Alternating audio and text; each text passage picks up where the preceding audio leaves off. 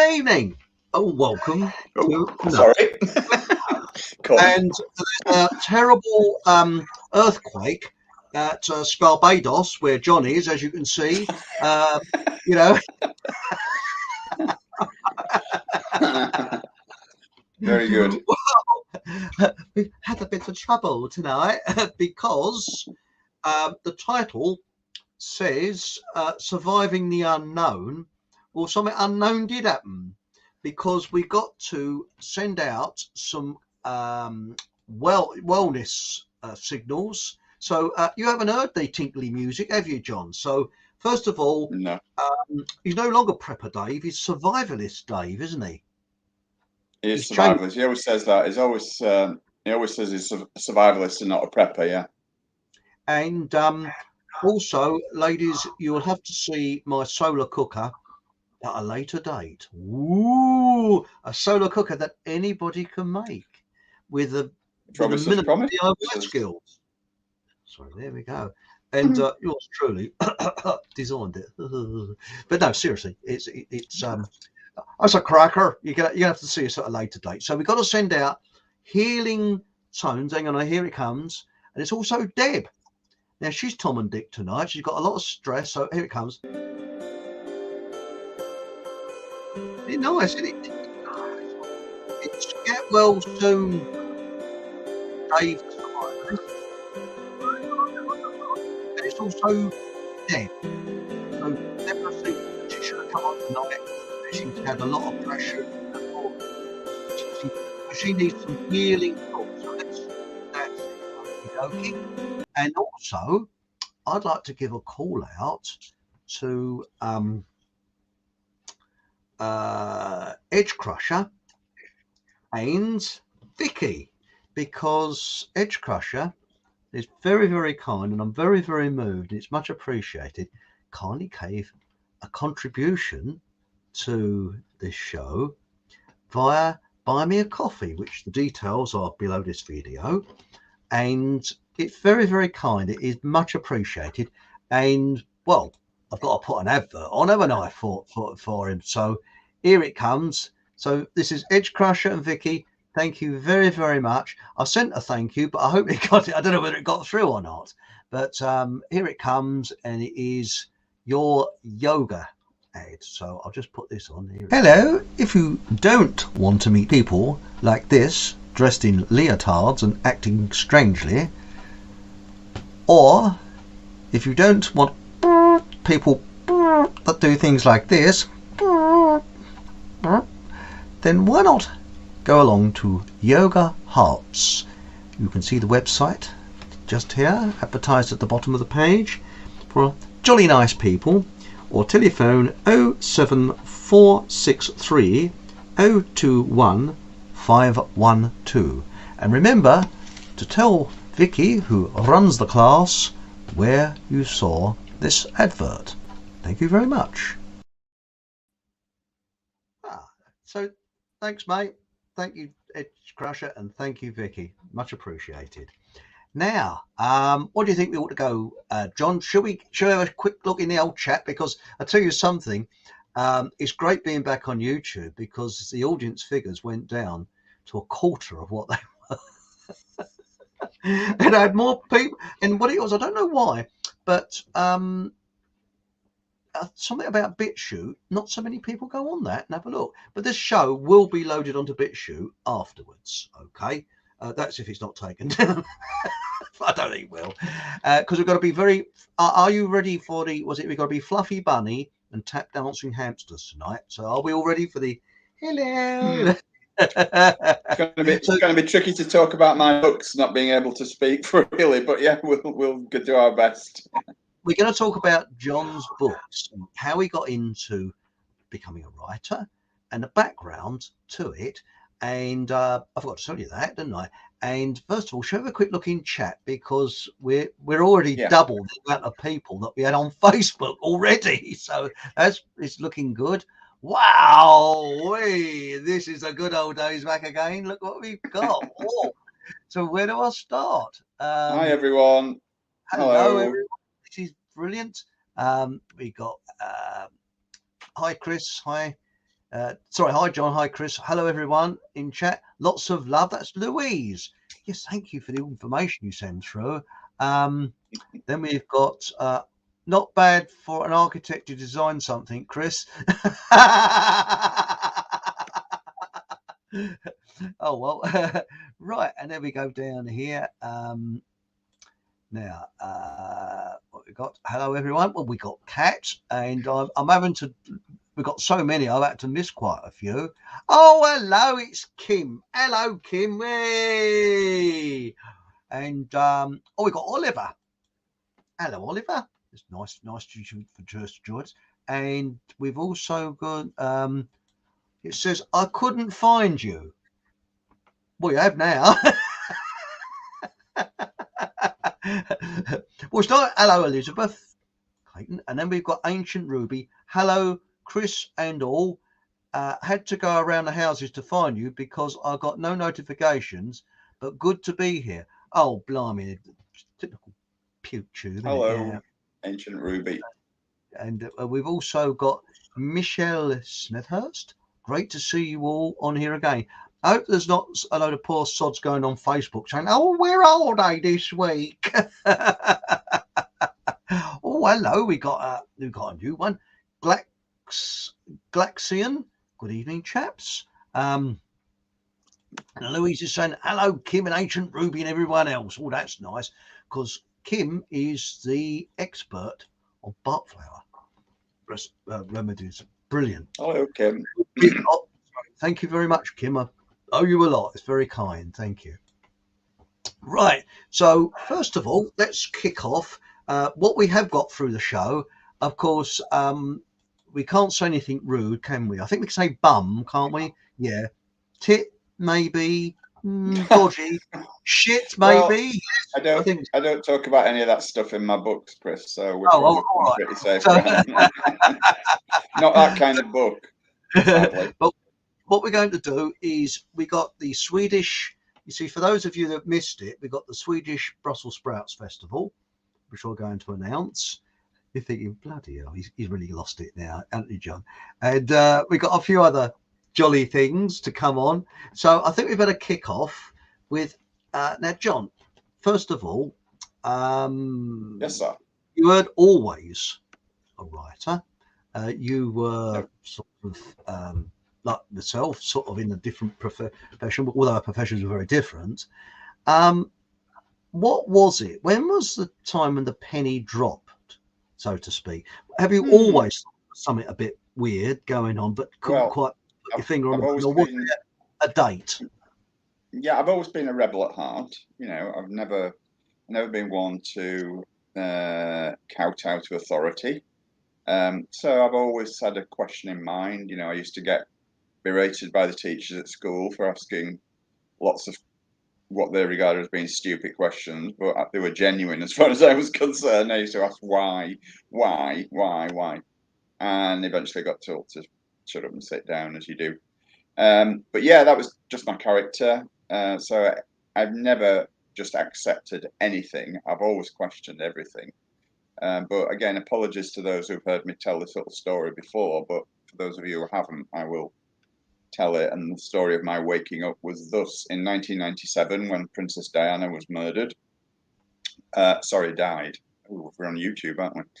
When Princess Diana died, we had, my wife and I had friends in Paris that weekend. They'd gone there for the bank holiday weekend, and they been out for a meal, gone back to the hotel room, switched on the TV, flopped on the bed, sat down to watch the news in French.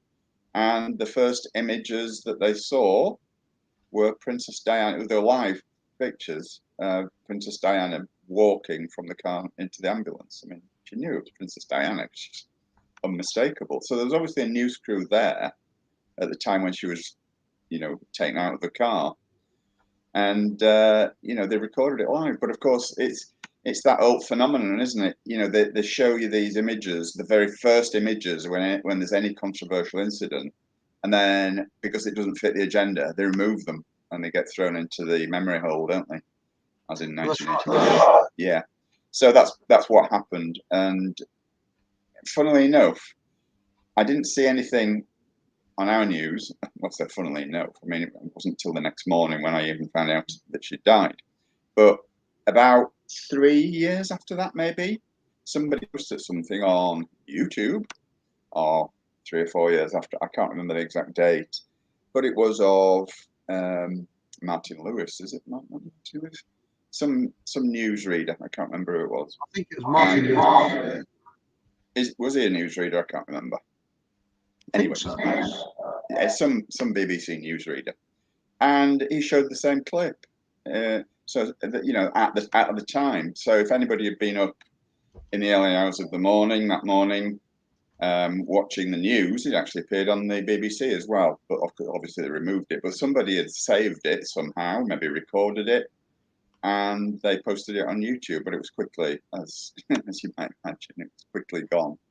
So I was fortunate to get a glimpse of it. So anyway, enough of that. But that's how I became awake, because obviously I realised that something was very, very wrong. So I began investigating it, and it sent me down lots of other different rabbit holes. And I'd always had a penchant for writing, and so I kind of got in touch with it. In those days, you know, I'm talking about the very late 90s, very early 2000s. There weren't that many websites, conspiracy type websites around, but the ones that there were, and the ones that I could find, I contacted, and I asked if they would like me to contribute.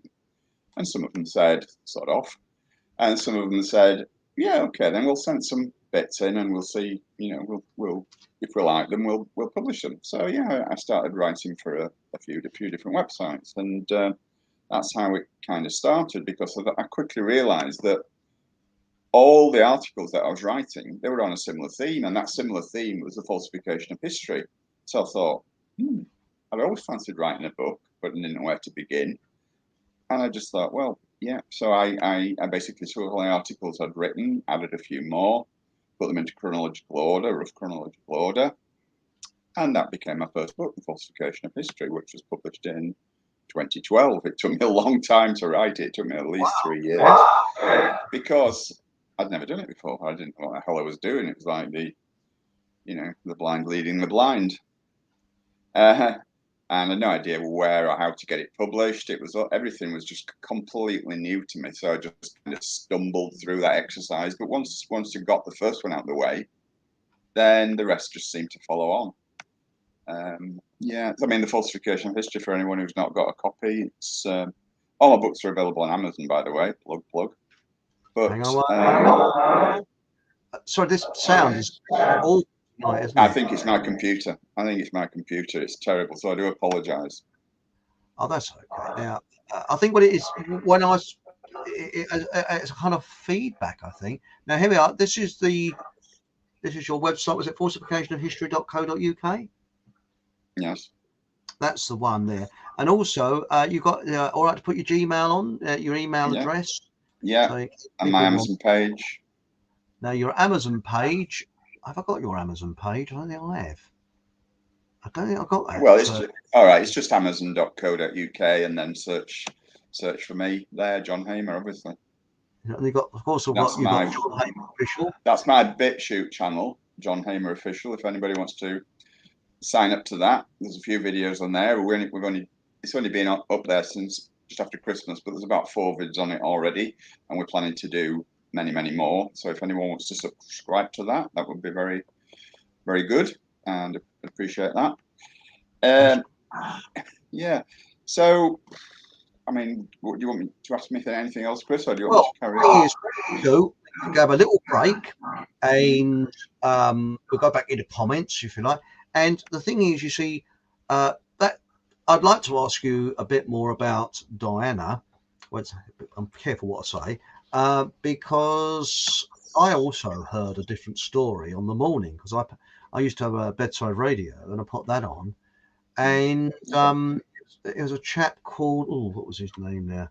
My health is not in question. Mike Dickin.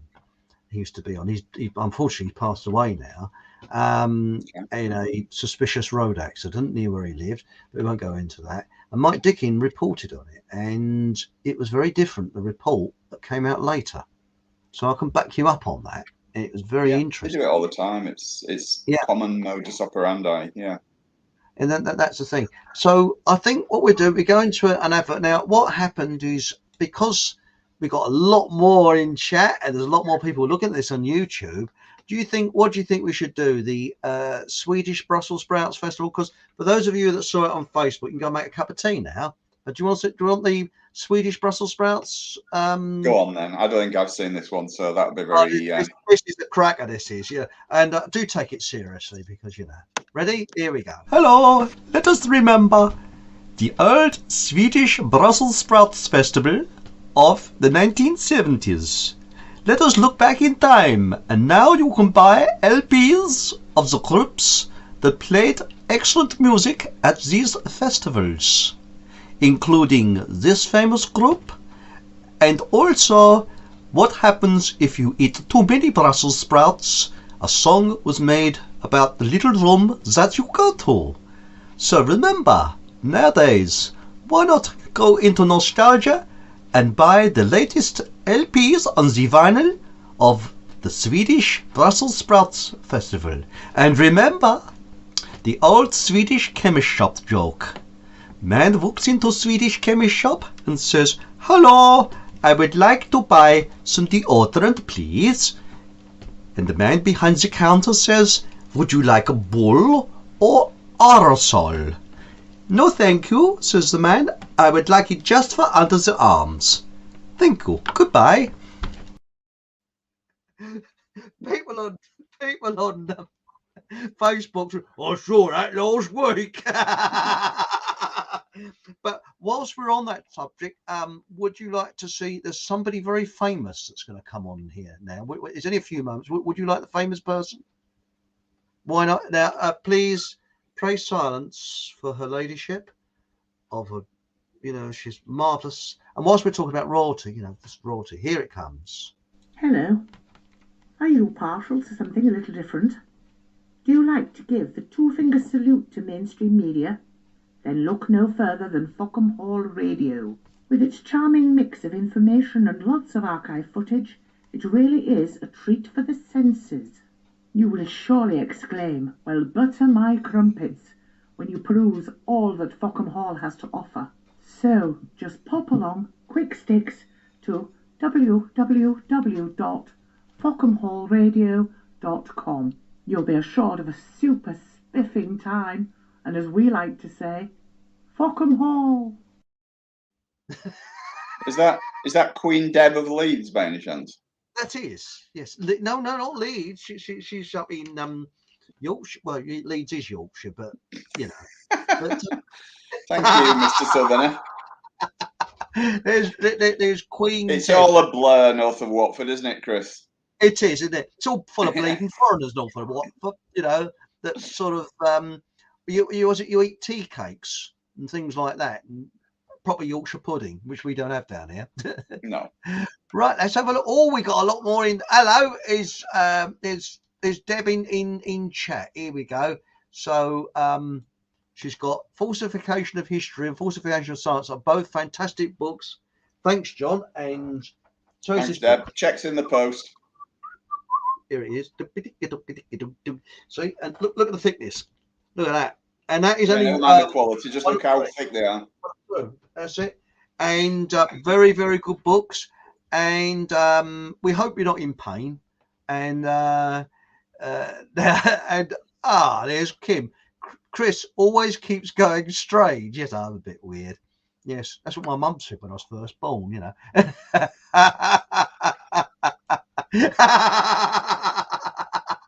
We've got some more adverts coming a little bit later on. And now what we got here? No. There.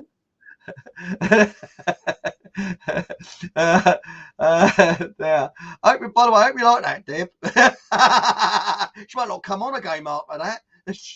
Right, here we go. And we got here what is it? We got here it's got here. Definitely, this is Louise. We would not have been smiling and laughing our way through the last 2 years, Deb. Oh, isn't that kind? That nice. Oh. And then it's got here, ancient Ruby, my mum tried to put me back. But mind you, I think my mum said, "Get it out of me, get it out of me." As was being, and that was during the conception. Sorry,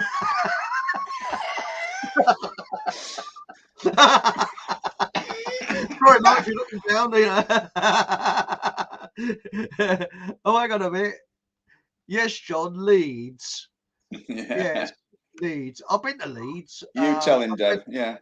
Yes, I spent 50 years there. One wet Sunday afternoon. One weekend. Yeah. Right, on with the show. Now, the thing is, you wrote The Falsification of History, and that was in 2012. It was published. Well, that's when it was published. It took me from about 2009. Yeah. Well, I know how you feel because I published two books, not of my own, it's what my father wrote, and it's not easy. And of course, when I did it, the internet was in its infancy, so you couldn't do it through didn't have all the outlets you've got now. And we're going to try and, thanks to your advice, John, I'm going to try and rectify that, and soon you'll be able to get it on tablet and I don't know, all kinds of Kindle. I don't know what all the other stuff that I can't remember. But yeah, and anyone who's not aware, Chris's dad's book is absolutely fantastic. Anybody who's interested in modern history, specifically the middle of the 20th century, it's a must read. I got it and I just couldn't put it down. It was just I read it. It's a big, thick book. It's probably just as thick as mine, if not slightly thicker. And I read it in a couple of weeks to 3 weeks, something like that. And it was it's just a great book. And I'm sure Chris would be delighted to let you have a copy if you contacted him. Thank you very much. I recommend that you do, because it's an amazing historical document, basically, about one man's war, if you like. The things that Chris's dad went through during the war were just absolutely unbelievable. But of course, they're all true. Well, it's very kind. Well, Shannon's read it as well, and Shannon loved it. Shannon absolutely loved it. It's just an amazing document. That's all I can say. And he did that. We did that against all the odds you could wish to think of. That we got that book published. Absolutely incredible. Thank you very much, John. And I'm a bit choked. Thank you. It's fine. Very kind. I'm not saying it to butter you up. It's absolutely true. Seriously. Well, that's very kind. Thank you. And Ancient Ruby's got an interesting one now. How costly is it to get someone to write your book? We didn't. I don't know. I've only ever written my own. To get someone to write your book. I'll write it for you for 15 grand, Ruby. How about that? Yeah. I'm just kidding. I don't know. Mark cheap reminds 14,000 Fockham's, that is, from Fockham Hall currency. So how's that? I won't read it, but that is. Thank you very much. Thank you. It's much appreciated. And I can say the same with John's book. Now, I'm a very, very slow reader, and he's kindly sent me these two books, which I've got here. The Behind the Curtain, and thirdly, I remember you saying about the title. I think this was the best of your books, wasn't it, John? And well, it's my favourite out of all my books, but it's the least popular for some. I think it's the least popular because of the strapline underneath, which says Behind the Curtain, it says a chilling expose of the banking industry. Well, I think that might put a lot of people off writing about banking. Oh my goodness. Well, it's not just about the banking industry. It's about how the banking industry has commandeered the ability to print money out of thin air. And that has given them the ability to basically garner as much money as they like. And so it's given them the ability to do all the stuff that they've done in the last 300 years. It's the fact that they create money out of thin air, and that gives them the wherewithal to just do basically whatever they want. Whatever they need to do is financed through that. And so Behind the Curtain Volume 1 and 2 are about all the different incidents of the last few hundred years and how they've been connected to, you know, the banking industry, and how the banking industry has funded, been able to fund all that stuff, such as the world wars, for example, just one tiny example, and everything else, and how it's enabled them to kind of take over the world. So it's far more than about the banking industry. So I keep promising myself to change that strap line, but I never seem to get around to it. But honestly, that book it's an absolute conspiracy Bible. Even though I say it myself, you know, it concentrates a lot more on present day stuff as well. Well, certainly the 20th century and 21st century is more so than the falsification of history, which goes right back into the mists of time. Whereas this is more of an analysis of what went on throughout the 20th century. And the 20th century was a fascinating period of history. When you research it and understand how everything all links together in the 20th century, it's just fascinating. That's what I've tried to do in that book. Yeah, like I say, it's my favourite of them all. But you're a natural writer. It comes easy to me. So I'm told. I don't like to blow my own trumpet. You are really, because when I started reading, I looked at it and you flow through, and it's professional. And I mean, sometimes you pick up a book and you look at it and think, bloody hell, you know. But yours, you can't put it down. It flows. It comes at you. And it really is professionally written. And talking about professional writing as well, there's some award-winning journalism going into the Fockham Hall Times, which is going to be issued soon. And there's an award-winning journalist right next to me, I think, that might be contributing to it. And also 3 writers now, possibly 4. So it's John, and I don't know if I can mention his name, but somebody who's, shall we say, very knowledgeable in nutrition, who's qualified in it. I think you probably guessed by now. Myself and somebody else. So there we go. Oh, I like what Dev said here. What I said about writing about a book, quite a few fuck bobs. That's a brilliant idea for the currency, isn't it? That's a great currency, isn't it? A fuck bob. Fuck bob. Would you like a fuck bob? Oh, that's genius. Thanks, Deb. That is a classic. And hang on. What's this? Yeah.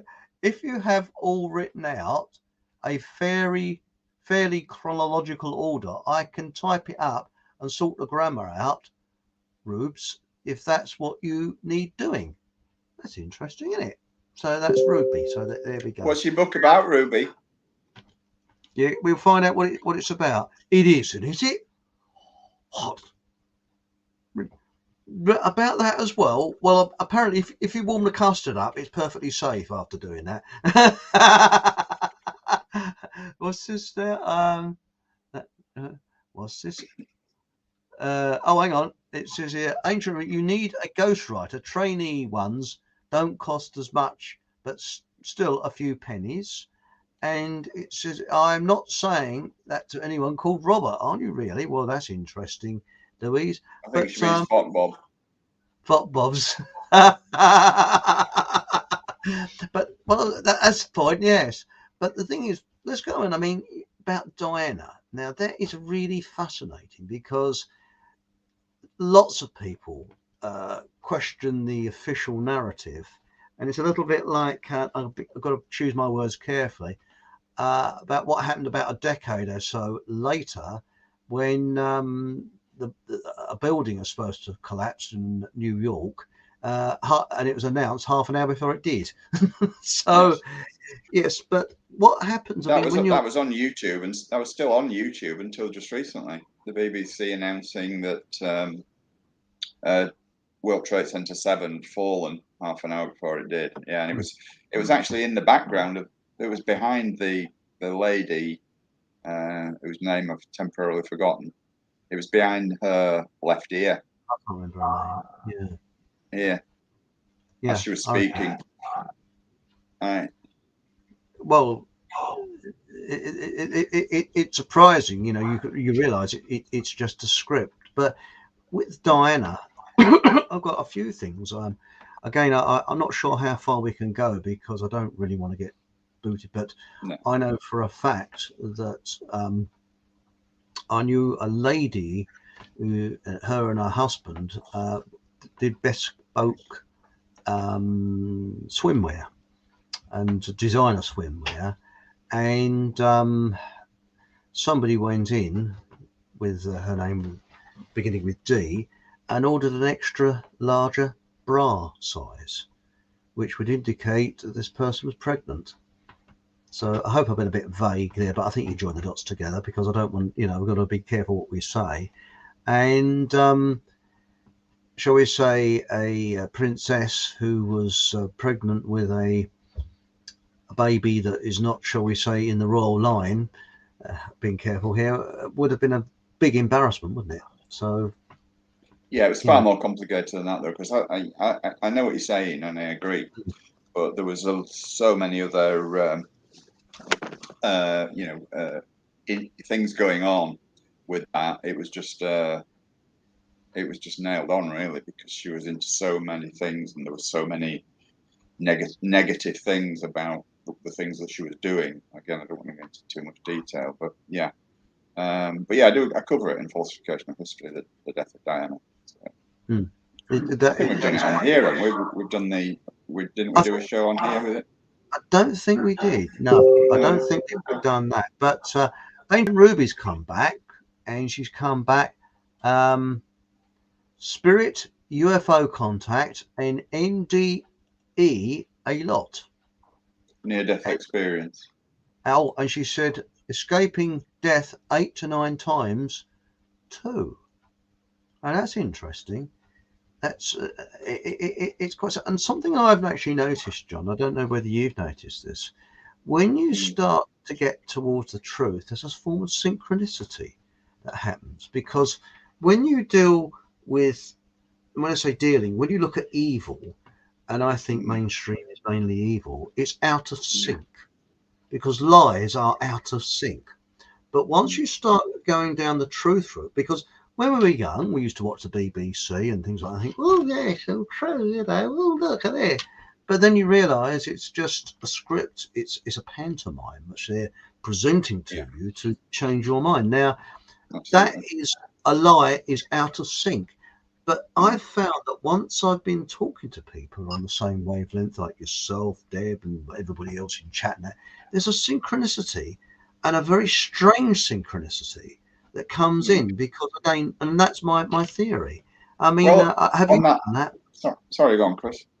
No, have you found that, the synchronicity? Well, yeah, what I have found, which some people may find interesting, is when I'm writing, quite often I can write like a paragraph and it just kind of flows out of me, and it doesn't feel like it's like as though it's being channeled almost. I can't think of a better word than that.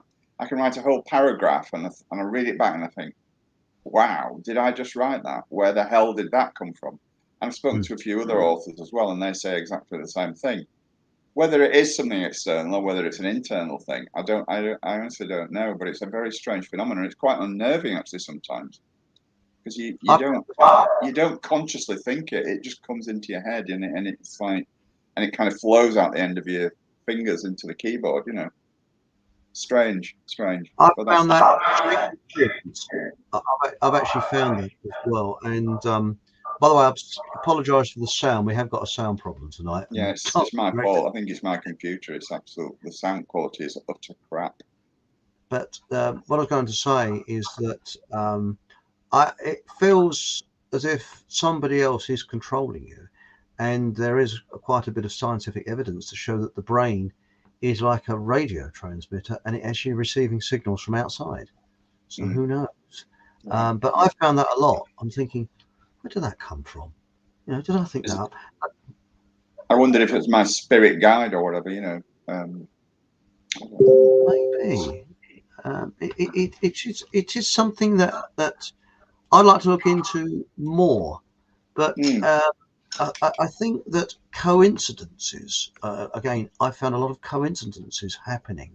And I mentioned this last week. I don't want to bore everybody to death, but this was quite an incredible coincidence. what happened is I looked on the internet one night and I thought, I remember Out of Town with that chap, what was his name? Hargreaves. And it used to be in the 60s and 70s, he used to do this show. Jack Hargreaves, that was his name. Oh yeah, Jack Hargreaves, I remember him. Yeah, And like a he did, countryman, wasn't he? Kind of. that's right, but he was born in North London. So you Yeah, know, yeah, but he was and, kind of a hunting, shooting, fishing kind of guy, wasn't he? Yeah. yeah. And what he did, he said, he had this program Out of Town, and there was a particular one on Dorset and how the Black Death affected Dorset. I thought, Okay. that's interesting. So I sat and watched it.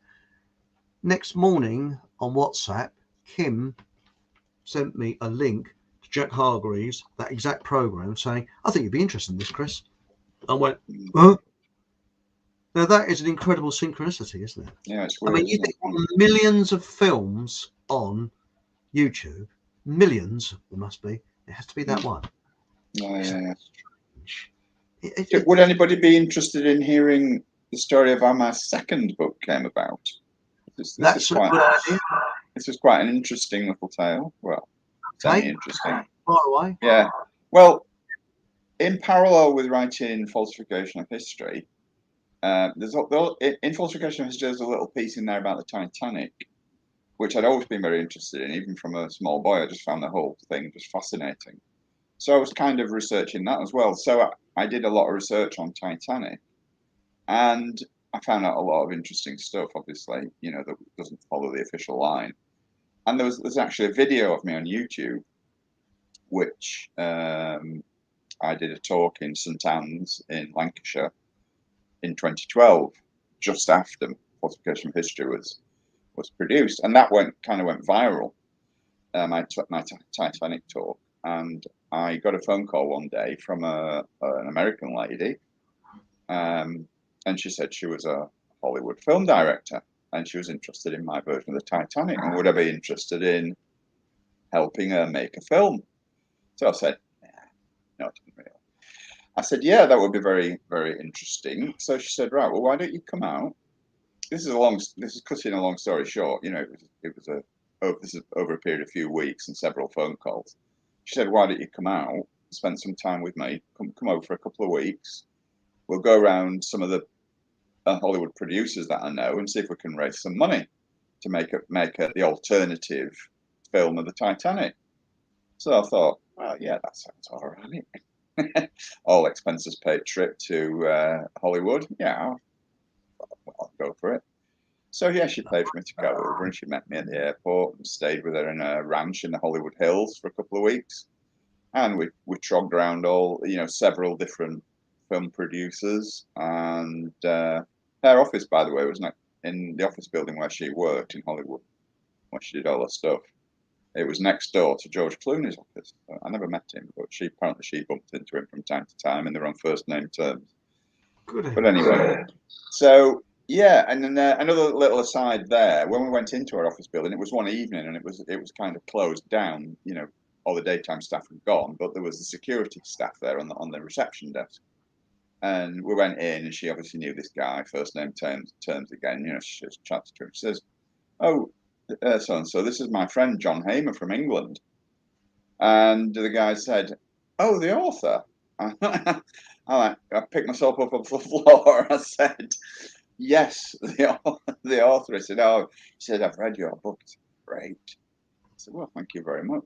That, by the way, is the only time it's ever happened to me. But yeah, anyway, so to cut a long story short, again, spent 2 fun weeks out there, but it never got anywhere. One guy said, he said, "Well, it's got to be based. We've got to have a book. It's got to be based on a book." He said, "We can't make a film. It's got to have a book." So I said, "Okay, then I'll write one." So I went away, and in 6 weeks, I wrote RMS Olympic. I sent him the manuscript, and he read it. Well, I presume he read it, and he emailed me back a couple of weeks later and said, "No." He says that's no good. It's got to be a novel.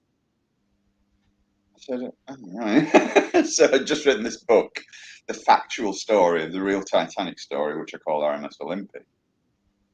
So then I set about writing a novel, which I've never done in my life, and I absolutely have no intention of ever doing it again. It took me a little bit longer than 6 weeks, but I think I did it in about 3 or 4 months. And I sent it to him. And again, a couple of weeks later, I got a reply. Nah, it's not really what I want to do, to be honest. But, thanks anyway. So it was a waste of time in the end, other than the fact that I got 2 books out of it. So that was my second and my third book in quick succession in 2013. So RMS Olympic was published. Sorry? What was the novel? The novel is called Titanic's Last Secret, which is based on all the facts in RMS Olympic, but I've constructed a story around it as well. So it's partly kind of historical fact and partly fiction, to make a story. Kate Winslet. Yeah, it's all right. It's had good reviews on Amazon, which I'm pleased about. But I've no intention of ever writing a novel again. It's just too much like hard work. It's not my thing. I'm more of a factual person. Same here. Same here. I think novels are fine difficult, and I think that somebody sent me a book for a review, and I won't say who, and I find it really difficult because it's a novel. It has to be factual, and that's the thing. But when you look at when you was in America, I think you met a very famous, well, amongst, shall we say, truthers, a very famous person called Edward, or G. Edward Griffin. Yeah, he wrote the foreword to because he knew this lady, Petraea, who was the film director. Yeah, and he wrote the foreword to RMS Olympic, which was very nice of him because he's, and he was a very nice guy. He was in his 80s then, so if he's still alive, I'm not sure whether he is or not. He'd be in his 90s now. Is he still alive? Yeah, he's still alive. Yeah, and he looks going back nearly 10 years, so he must be in his 90s. Yeah. See, I worked that out quick as a flash. That's right, mathematics. But G. Edward Griffin, wow! If you look at his stuff, he is absolutely amazing. And look at the stuff that he did in the 60s, and he was the one that interviewed. I'm very envious of him, Yuri Bezmenov. So, he really got the top people. And the most amazing one I ever saw was when he interviewed a chap who was a member of the Black Panthers in the 60s. He was a communist, and he went to Cuba. And he was all, marvelous and that. And he was put in jail because the Cubans, I believe, thought he was something to do with the CIA, which he wasn't. And then he saw the other side by speaking to the other prisoners of communism. And it was quite an eye-opener, and it really was. And what he explained, he said he just, that was it. I didn't want communism. He said he didn't want communism after that. But beforehand, he was very much a communist. And he was saying that how flats in Cuba, everybody was terrified because you had a senior person in that flat that was listening out to see if there's anybody, shall we say, a bit dodgy or thinking for themselves or saying anything naughty about Fidel. So, it was a very interesting interview he gave. I can't remember the way things are going here, in fact. Yeah, identical, or Canada and places like that. But anyway, after you wrote that, shall we have a quick look in chat before we go any further? Let's have a look. Here we go. And we've got now, what's this? This is interesting. Linda Carroll, your fingertips have vortices, fingerprint. Is this how the higher mind flow through you as a writer? I've never heard that before. Have you heard that? I don't know, Linda. I don't know. Interesting. That is I honestly don't know. That is very, very interesting. Thank you for that, Linda. I always like something that, I've never heard of that before. I think it's a signal through the brain, personally. This is Michelle Smethurst. My son has always loved Titanic. Does he get a sinking feeling? Dressed like Jack when little, built Lego Titanic, new facts, etc. I'm afraid after watching you, a couple of things I had devastated. Tell him I'm sorry, Michelle. I'm so sorry to shatter all his little illusions. It was a bit like when I was told about Santa Claus. Yeah. This is Deb. Hello, Deb. I've been fascinated with the Titanic since I can remember. always wondered if it was past life memories. Could be, it's quite interesting, when you think about it. But did you know that the film costs more than the original Titanic cost to build? Yeah. Sorry, I didn't mean to talk across. No, sorry, I was just going to say I actually had a relative on the Titanic, but I never found out the name, so I could never do any research on it. So, but, yeah. That's interesting. Yeah, but I think drowning must be the worst ways of. Yeah, well, of course, most of them didn't drown. They died of. They froze to death. Froze to death. Yeah. But some must have drowned, but obviously most of them just froze to death. Yeah. So it was minus. Yeah, the water temperature was -2. And people say, well, why wasn't it ice then? Because it's salt water. And salt water, the freezing temperature of salt water is quite a bit lower than non-salt water. Fresh water. Somebody said to me the other day, why don't you go out on your bike? I said, because it's winter. Well, you'll drap up. I said, yeah. But if it's 8 degrees and you're going along at 10 miles an hour, it's -2 wind chill factor. And if it's a bit of a wind, it's even more.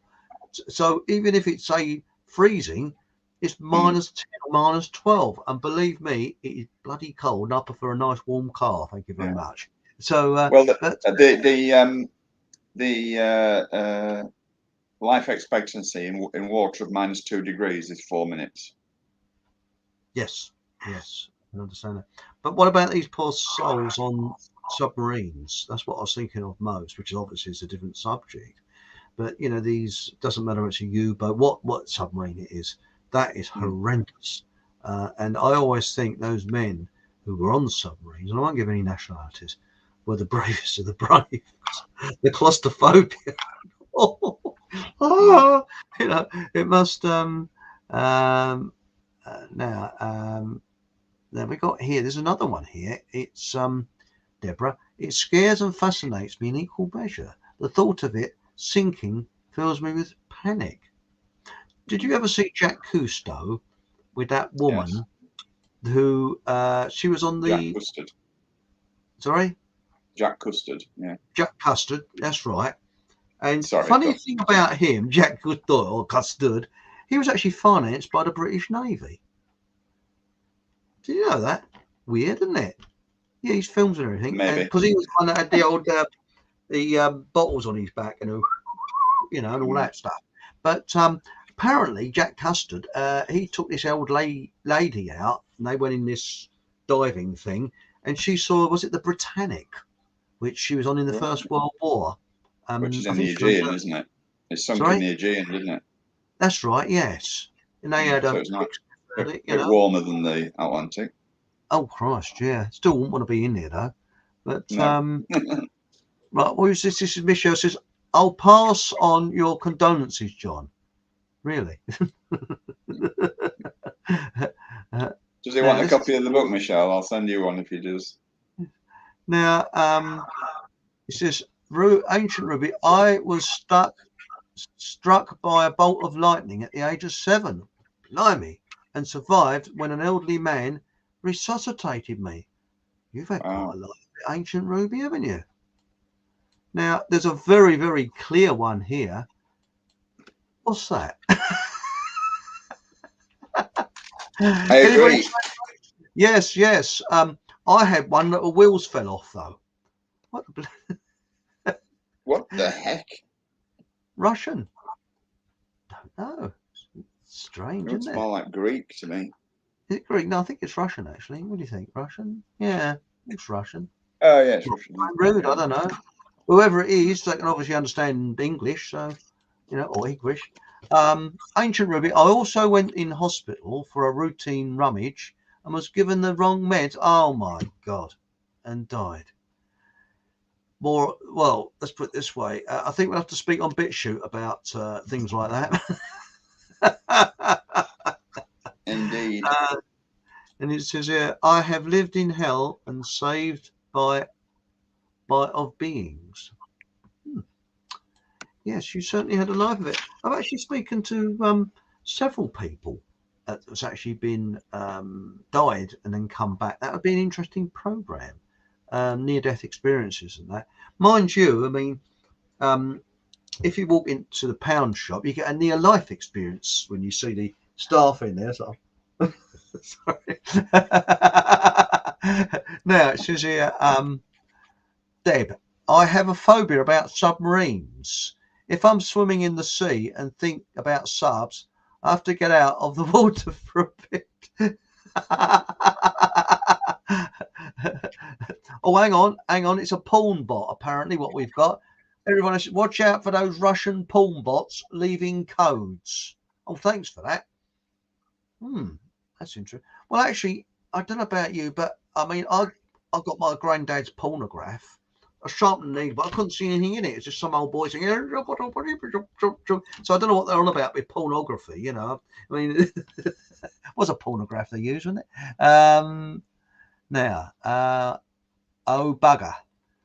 Think you're being trolled here, Chris. Oh, sod it. Oh, well, we'll soon find out. Being trolled by a porn bot. A fake worse than death. That's right. So if you go onto this YouTube channel and you see naughty fake worse than death.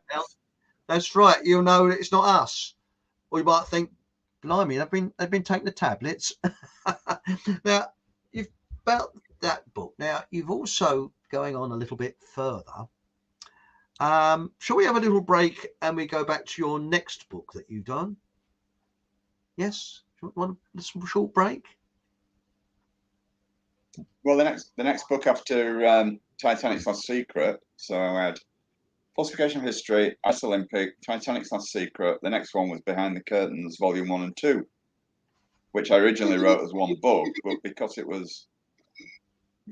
was so big, I had to do it in 2 volumes, which I didn't really like doing, but I had no choice because there's so much information. And even then, I cut it down. I could have made it 3 volumes. Well, that'd be ridiculous. So, I mean, I kept all the stuff, but I've never published any of it. Maybe I'll do that, actually. It might be a good idea. I think with books 1, 2, and 3, it's a bit like shows. When I've said we're going to have part 1 and part 2, it doesn't work. I think they've got to be separate titles. Exactly, I know. Well, the number of sales of Volume 1 compared to Volume 2 is, I mean, it's sold 3 times as many as Volume 2. I don't know if that speaks, about the fact that people have read Volume 1 and thought, oh, bugger that, I'm not buying the next one. I don't know. Anyway, it's my favourite. Oh, that's it. Well, that is brilliant. And also, with Ancient Ruby, with the writing the book, why not just try with word processing, because it's got all grammar checks and things like that now, and send it off to that lady that you've put me in touch with, who's going to do my dad's book ready for Amazon and Kindle and things like that. That might be, because nowadays it's surprising with Kindle you can publish so easy compared with what 20-30 years ago. It's just a world of difference. And I think, was it yourself or that lady advised me that people are now more readily going over to using Kindle, although I personally wouldn't. I prefer to have a piece of paper in front of me because I'm from the old world. But that's it, you know. But I think, shall we go in for another? Could I just say to Ruby? Could I just say to Ruby, or ask Ruby, is your book actually written, or is it just notes and you want someone to write up the notes in some kind of, sensible form? I'm not quite sure what writing your book for you, if that makes sense. If your book is already written, you can pay someone to proofread it. It's not that cheap, but you can get people to proofread it, and they will, make sure it's spelling, punctuation, and grammar, 3 main components, are all okay, and then I can recommend a publisher for you. My publisher is great. I don't get any kickbacks, so I've got no axe to grind. No, not written. Need someone to write it out. Okay. Well, how are they going to write it out, Ruby, if it's not written? That's what I don't understand. Is it just notes, or do you expect them to do all the work from scratch and then you put your name to it? I don't know. I don't quite understand what you mean. Yeah, that's the thing. Now I've got some advice here. So if we're gone, this is Aunt Sally. This is that weird Russian thing we got. They get your stream flagged and banned for having porn spammed in chat. Best set up a mod to kick them out. Thank you very much, Aunt Sally. I'm not quite sure I'm going to do that, but I'll have a look at that after the show. Yes, I hope I'm not going to. That's all we need. Now Kim lost the show, but she's come back again. So it might be that bloody Russian geezer, mightn't it? You never know. It's very slow. I can see my lips are not in sync with what I'm saying, and very, very jerky and whatnot. But yeah, I've got a fantastic internet connection. Yeah, I've got a really high-speed internet connection here. Same here now. Didn't used to have. Are we being got at? Could be. I get this feeling that this is happening most of the time. Did I tell you I actually had a porn?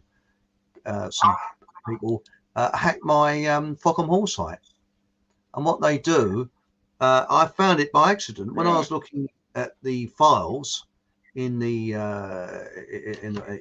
which you can do when you actually run a website.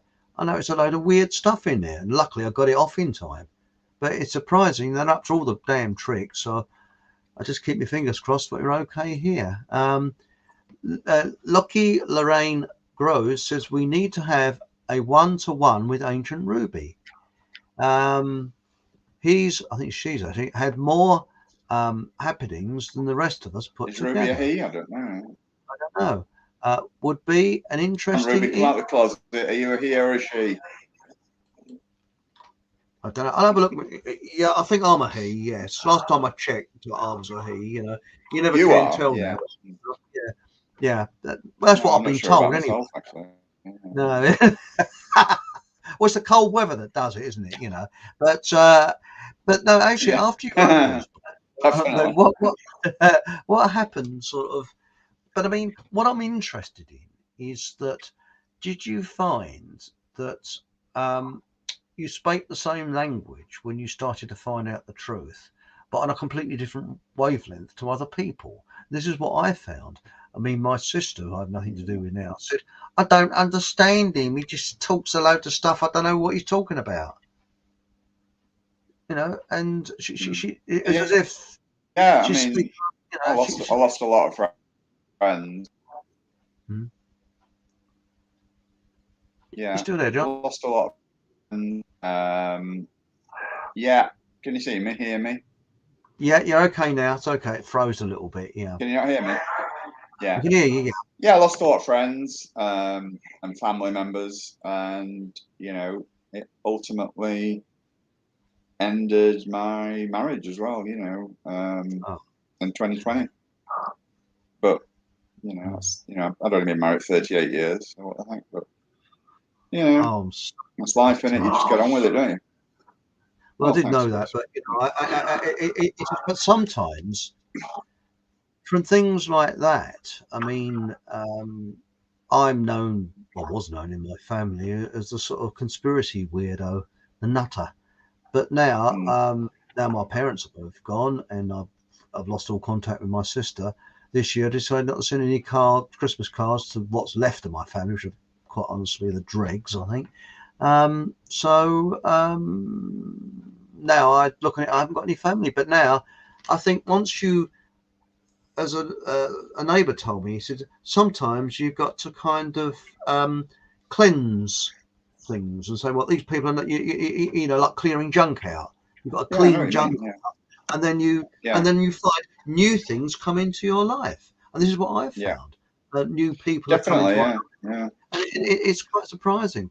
Now it says here, we've got Ancient Ruby. I understand that, Chris, and everybody walked away from me unless they wanted a reading or help. Then I was used, which I allowed, so I could help people. Yet I'm now a hermit and free. Laugh out loud. Well, that's right.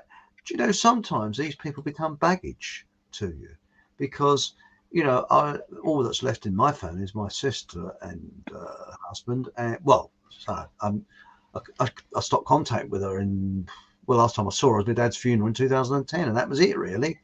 And she spread a load of nasty stuff around the family. And my attitude is, if my family are the type of people to want to believe my sister, then they're not the type of people I really want to know anyway. So goodbye. And that's it. And really, that is, I'm decluttering. That's the word. I'm decluttering. And I think sometimes you have to declutter because I look back at the friends I used to know and they'd no longer be friends because it's a totally different view of things, So sometimes it does you, although I'm sorry to hear about your marriage, but sometimes maybe you're going on to something better.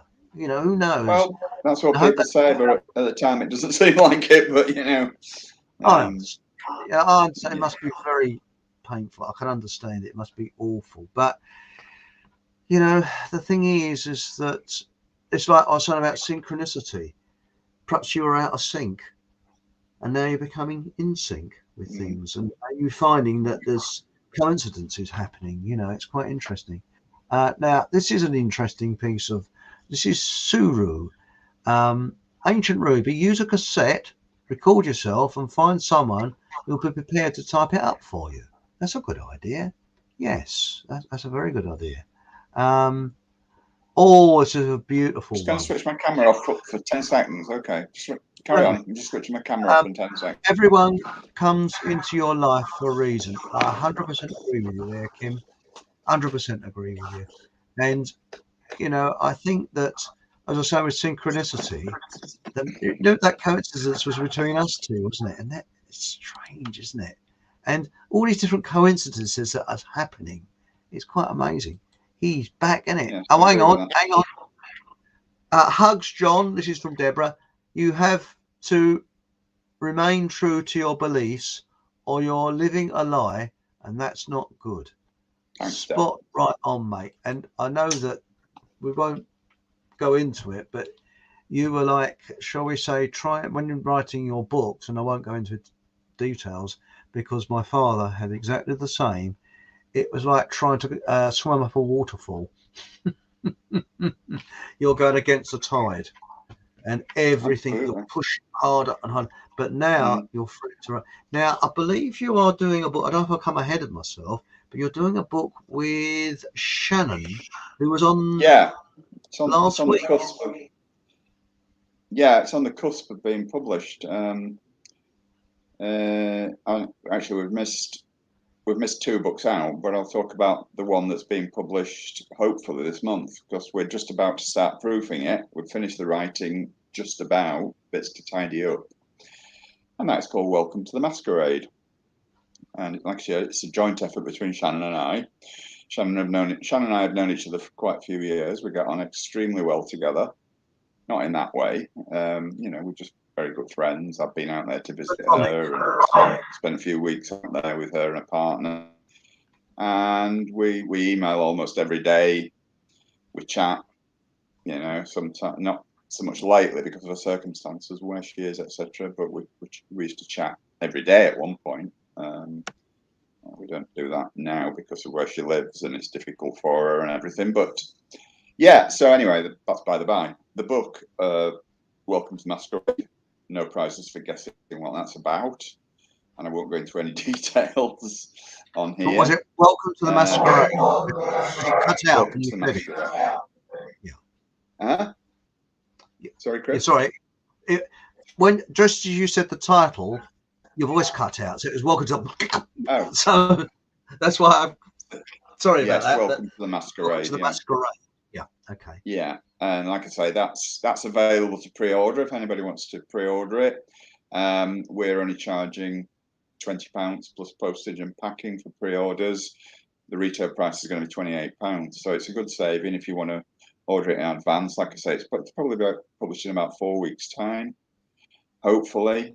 And it's a rattling good read. It'll be a real eye-opener, this one. Well, it is a real eye-opener. some of the stuff that she wrote was a real eye opener for me, and vice versa as well. So it's been a ride. It's been in the planning for at least 2 years, and because of what's going on in the world right now, there's been both our lives have turned on their heads virtually in the last 2 years. So we've had to fit it in as and when we can, but we made a concerted effort at the back end of in the beginning of this year, and we're almost then. So, like I say, email me if you want to purchase an advance copy and a signed, dedicated copy, and I'd be more than happy to do that for you. And email you on when I find it. Here it is. There's John's email address. I think I'll put it below here, but if I haven't, I will after the show. But you see it on his website as well, so I'll leave it on there for a time so you can get your notebook out. Yeah, there is. That's the thing. So, and whistle while you work. Yeah. Whistle whilst you work. That's it. And Shannon, she's very, very worldwide. She's American, but she's lived in over. But we don't hold that against. She's been around the world, so she's a, shall we say, an English American, shall we say? That's the way I describe her in a polite way. Yeah, she's an Anglophile. She also speaks fluent Turkish, fluent French, Swedish, and a little bit of Swedish, and she's just learning English, so she's doing pretty well now. That's right. Yes. Don't tell her I said that. Got a bit of an English sense of humour as well, which is pretty good, isn't it? Oh, she has, yeah. She has. But this, and it says here, this is interesting. This is from Michelle. I'm sorry to hear this, Michelle. My relationship broke down when I became sober and awake. Once to see happened 2 years ago. Puts a strain on the relationship when you're both not soul aligned anymore. That's what I was saying about so true, Michelle. That's absolutely spot on. Yeah. Because I'll tell you a strange thing is what I've actually found is that now I don't like clubs or anything like that because I don't like people telling me what to do, and I find it all a bit immature, and I don't like hierarchical systems and things like that. But the stand in the park I go to, I mean, when I went there, I was thinking, oh dear, if it is a bit clubby, I'm off. But it isn't, and it's the opposite because there's nobody sort of in charge or anything like that. And we all get on incredibly well.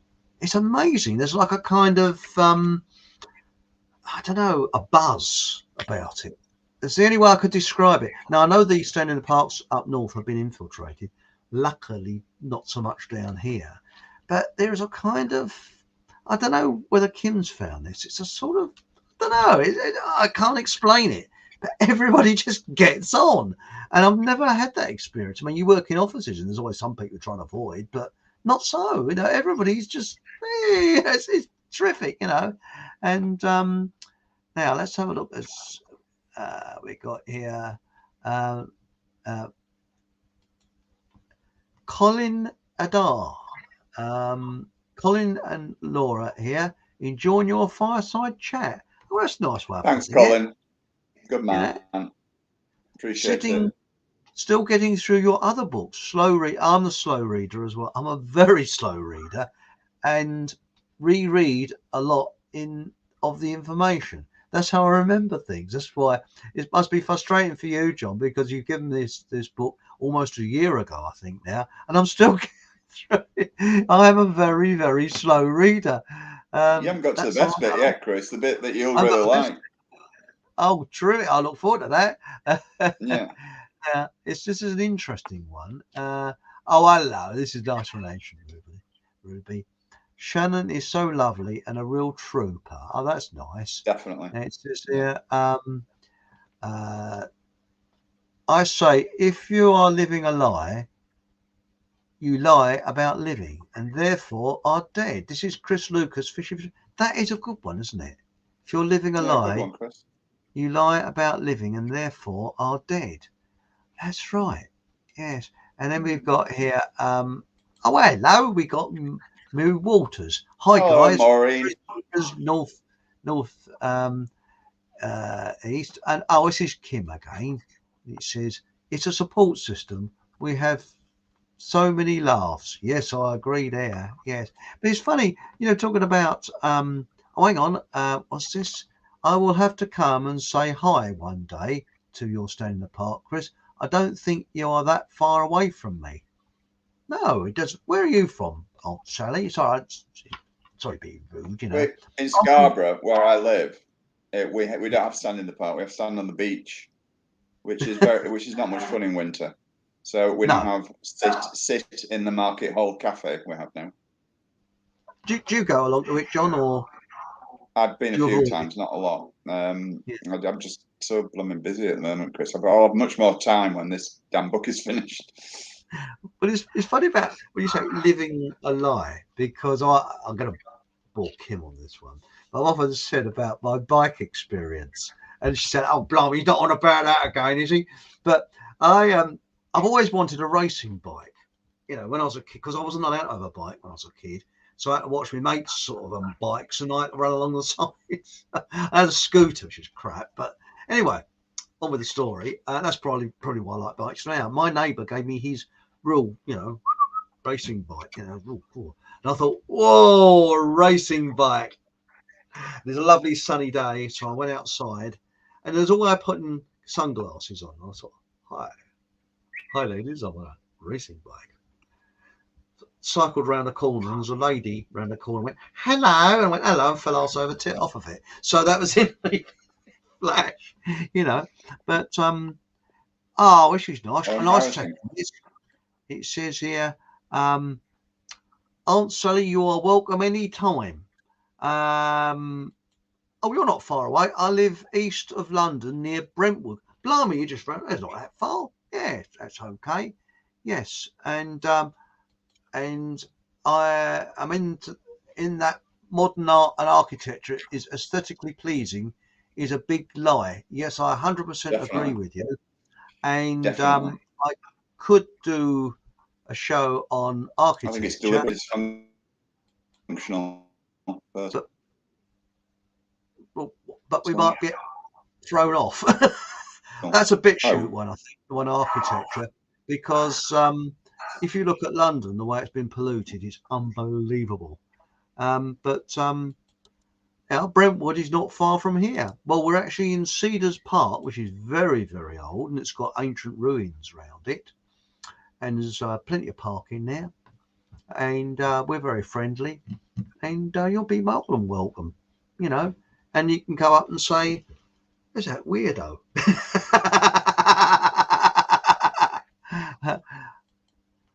Yeah, I'm East London. G. Allison, I'm East London, not far from Waltham Abbey. That's just round the corner, that is. That's where old Miles is with his health food. So there we go. And we got here, Mew Waters, our stand in the park is it really? Blythe Ridley Park. Really? Ridley Park. Very nice. Rhymes with something, but I won't say. Now, with all this, what you find, John, do you find that sometimes with your books, people blank out or they listen to you? And have you, I guess you've been treated like probably I have, that, you're a conspiracy weirdo. You probably had that as well. Oh, my God, no. Absolutely. Yeah. I wish I had a pound for every time I'm being called a conspiracy theorist or a loony or a tin foil hatter or whatever. Yeah, it happens all the time. It's just like part of the course. You just get used to it, don't you? It's like water off a duck's back now. It used to upset me being the sensitive little flower that I am. It did used to upset me at first, didn't it? I used to kind of try and stand my ground, but I don't bother now. I just ignore it. Well, that's it. It actually makes you hard, and it makes you. You see, there's an old saying: "A calm sea never made a good captain." And the more this you get, the more harder you become. When I first started freelancing, now that really hardened me a lot. You got a hell of a lot of sort of kickbacks, blue chubby, look at him, tax avoider and all that. And they're all lies because you paid your taxes like everybody else. And because they were jealous because the staff were too frightened to go freelance themselves. So that was really what. But what it did, I found out after a while, it hardened me up. And now when I get trolls and that, I laugh. I think they're funny. It doesn't hurt me. I just bet, and people will go and delete them. It just, I just find I feel a bit sorry for them in many ways. Because I had trolls before computers. Yes, I took ointment, it went away. My family hate me for being a medium, this is Ancient Ruby, and seeing through them. So rather than understand it, they just say, I'm a nutter. I'm a nut, laugh out loud. Yet a soft nut. I used to be a medium, Ruby, but now I'm a large. Well, I actually went to a seance, and the lady conducting it started laughing, so I hit her because I always like to strike a happy medium. That was worse than mine. Just about to fire up John Hamer, Distorted Reality on BitChute. Whoa! Hey, yes, that's worth watching, isn't it? And John Hamer official. Now we got it. Oh yes, I got. Actually, have I subscribed to it? I'm a miserable sod if I haven't. I better subscribe after the show. Yeah, because you got best to subscribe and put a little thumbs up. I think you can do that on BitChute, but you got to subscribe. Now, Michelle Smethurst said, my mum wouldn't buy me a bike. Yes, I know the feeling. My parents didn't. They said, too dangerous. We lived on Penny Lane, Liverpool. What? The ones that the Beatles sung about? And she said it was too... That's what my parents said. So I got a blooming big teddy bear instead. I didn't get that. I got a trying scooter. I just couldn't get the brakes to... Very funny, Michelle. You should be on stage. Now, what's this say here? Deborah Singleton. I like to have a stand in my own back garden, muttering to myself. Oh, I'll do that. It stops the neighbours from befriending me. Suits me fine. Yep. I've got the field next door one to my house is the bulldozers started moving the soil around now. Oh, the noise all day. It's like living on a builder's site.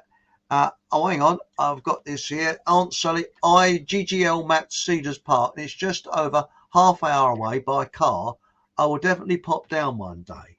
That's right. Well, we're there on Sundays. And Sundays we're there. Deborah that's all pies, John. Well, the thing is, and so have you any more to add, John? You've got your... Can we do a list of your books? Yeah. So starting for the first one, Falsification of History. Falsification of History, 2012. Yeah. Titanic. RMS Olympic, 2013. Almost got it right, didn't I? Yeah. Mm-hmm. Titanic's Last Secret, 2013. Yeah. Behind the Curtain, Volumes 1 and 2, 2016. That took me a long time to write, as you can probably see by the size of the damn thing. Mm-hmm. JFK, A Very British Coup, which is about the assassination of JFK, looking at it from a completely different angle. I don't mean a physical angle, I mean from a different standpoint. I basically offer the premise that it was actually all done under the auspices of the British Crown. There were a lot of, shall we say, agencies involved in it, but it was all coordinated by the British Crown. And I think that's quite a unique look at it, and I present some pretty compelling evidence, even though I say it myself. So that was, I think that was 2018, and then 2021 was Falsification of Science, which is selling very, very well, which is my latest one. And then, of course, 2022 will be Welcome to the Masquerade. And then when that's published, I'm going to have a little break. I'm just going to not do anything for at least 6 months. But me and Shannon have got a follow-up to that one, actually. So we'll probably start back end of the summer, early autumn on this. Yeah, there's a sequel to it, because obviously it's not over, is it? You know, what is going on is not over. So we're going to sequel that, but we're also going to expand on it in other areas as well, because it's not just about what's happening. It's a much bigger picture that we're going to elaborate on. So yeah, I know Shannon's got another one coming out. She's got her own first geopolitical book. She's written a couple of children's books, had them published, but she's not written a geopolitical book on her own. But she's just finished her first one, and that's going to be published as well very soon. So no doubt we can give that a few plugs, Chris, once it's done. Yes. Because I'm sure it'd be great. I'm going to do, and I keep saying this, and I do apologise again for the sound, but what we're going to do is a proper advert for our books. And what I'll do is, there are adverts that I can put on here, but I leave them off because if there's too many, you know, people go like this, because there's Miles, his one will come on next week, along with a few other ones, and of course your one as well. Now we've got here from Mew, Maureen. It's Maureen. Hello, Maureen. Andrew, did you do table tilting? We've done that. There's videos of it on my YouTube channel. I've seen those videos, as you know, Maureen, and yeah, they're definitely worth watching. It's fascinating. Yeah. Is that the one where they put the hands on the table and it lifts and moves around? Yeah, that's exactly it. Yeah. Yeah. I'm because when I was a kid, you could actually buy Ouija boards in toy shops. They banned it. I think. Do you remember that, John? Yeah. What? And you could actually buy them openly, you know, I think it was in toy shops. But I think I'm always a little bit, because I actually saw a it's a weird seance twice I saw it when I was a kid, and it's terrified the living daylights out of me. It really did. And what it was, there was some kids from the East End at my school, were East Enders, and the true East Enders, and I think these originate from gypsies apparently, and they go back to Rome, and their history goes way back. And these children knew quite a bit about magic and stuff, and I've never seen anything like it, where a kid laid out on a table and these East End children stood round. They knew what to do, and but their fingers on this person, and they would chant this chant, which was pretty strange, and the kid would then sit up bolt upright and scream blue murder. And the teacher heard about this and wanted to see it, so they performed it again. She said, right, never do this again. And it's, you imagine, I don't know how old I was, must have been about 7 or 8, but I might have been a bit older, about 10 or 11. Scared the living daylights out of me, because a bully said, oh no, old rubbish, I'll do it. And this kid was crying his eyes out, and it's as if they meet death or something. It's a frightening thing, and I've never seen anything like it since at all. If anybody knows, I had a pretty scary experience with my one and only experience with the Ouija board. Never do it again. Whoa! I was a teenager. Mm-hmm. Yeah, it was horrible. I won't go into it. I mean, yeah, I can understand. And Deborah's I invited you come to Leeds for a cuppa, John. That's all right. Wait for me, invite, Deb. Right, that's smashing it, right? And I might have a southern bastard come along as well. It's a bit of a long way to go for a cup of tea, though, Leeds, isn't it? You know what I mean? Yeah. Might be a bit cold by the time we get there. We do the spirit board every Tuesday, and we film it. Really? It's all on Maureen's YouTube channel. If anyone wants to, go on, Maureen, advertise your YouTube channel. Go on. Come on, then, tell us what it is, and I'll put it up there. Don't worry. So tap it out. Go on. There we go. And I might have a look as well, because I'm a bit nosy like that. I've never been into Ouija boards, for they never bring good spirits unless controlled by 3 mediums. That's right.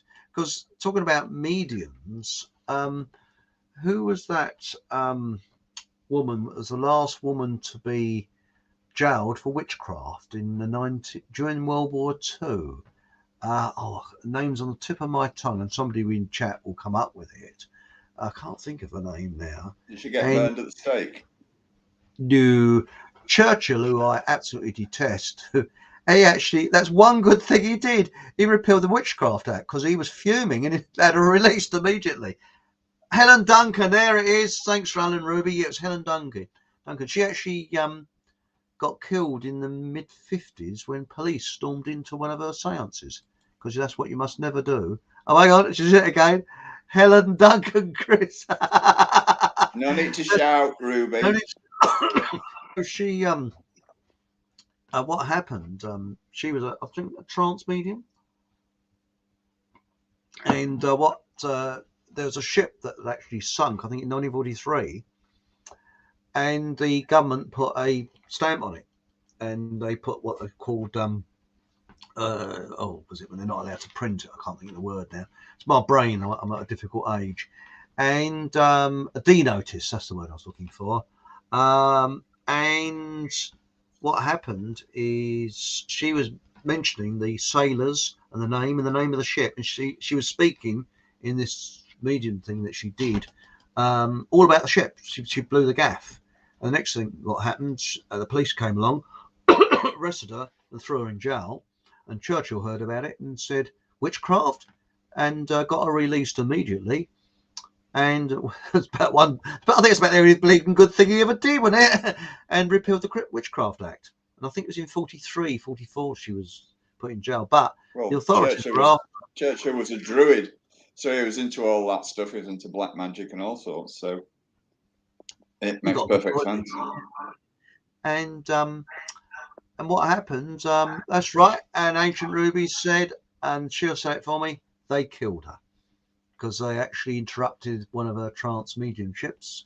They stormed in, and that is what kills a trance medium, apparently. So there we go. Now, here it is Maureen Waters. Maureen, is my YouTube channel. Oh, Moo Waters is my YouTube channel. We don't put the spirit board ones on because a lot of the messages are personal. But we did get Carrie Mullis on during the scat. Yes, and that was... You nearly said it then, Chris. Oh, I said it. Here we go. Right. So that was a close one, wasn't it? But now she says here, cool, dear, I swear. My friend Gene Skinner was a trans medium. I took Ben Emlyn Jones. Yeah, I know it, because I keep calling Ben Emlyn Hughes. To interview her. It's on his channel. Yes, I've actually been on his channel. Well, he's been on my channel quite a bit. Yes. Now it says here, she actually had, this is Michelle, had spirits just like human beings with her. Etheric energy. There's definitely life after death. Is there life before death, though? That's what I want to know. Well, precisely. When you look at these politicians, it looks like living death, you know. Yeah. They said Helen was a spy. That's right, yes. She had to put up with a lot of bad press. Churchill was the enemy of us. I 100% agree with you there. Did we fight the... Well, we're going to go into that.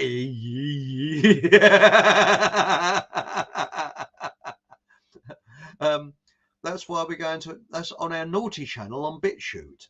You see, we've got a naughty channel, and if you look below here, you see my BitChute channel, and we sometimes do naughty shows that are recorded, and it's about what you just said.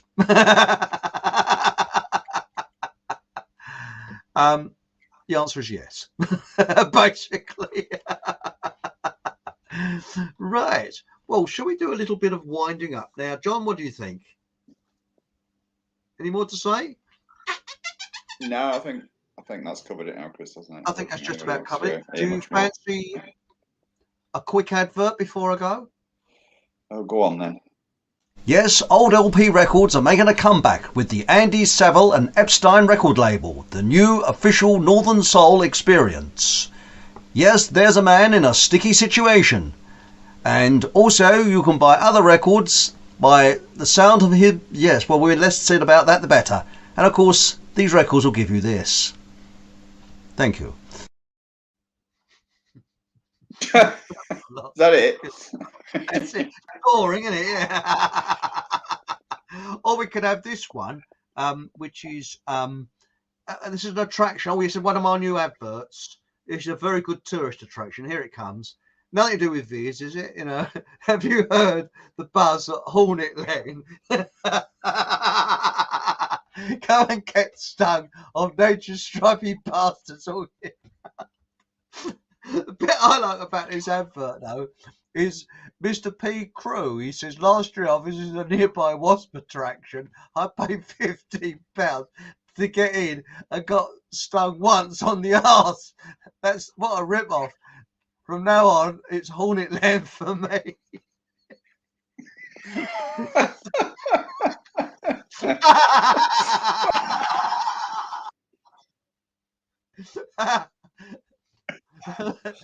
Right. They stung me over and over again. They just wouldn't go away. Mrs. B. S. There's always a small welcome at Hornet Land.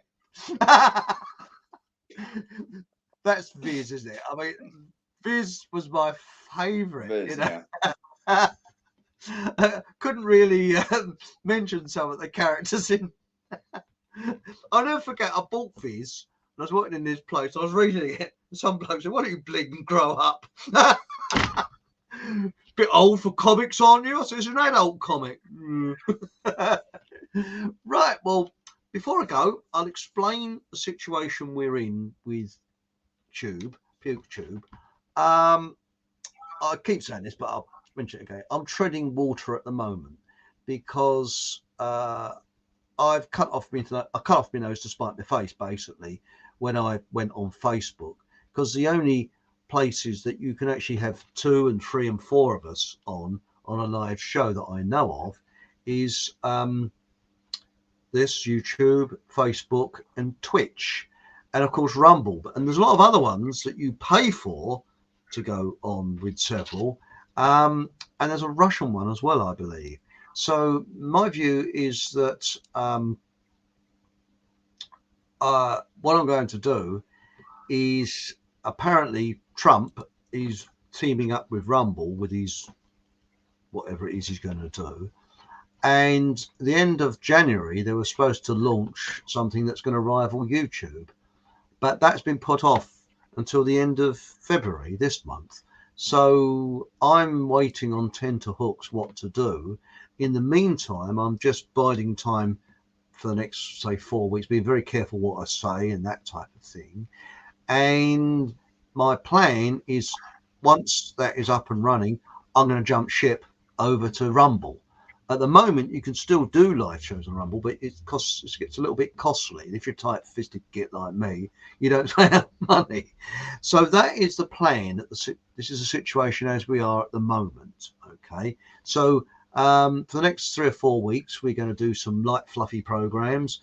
And also, we're going to do recorded shows on BitChute. So if you want to talk about, or you want to hear more about, now, where was that one now that somebody said about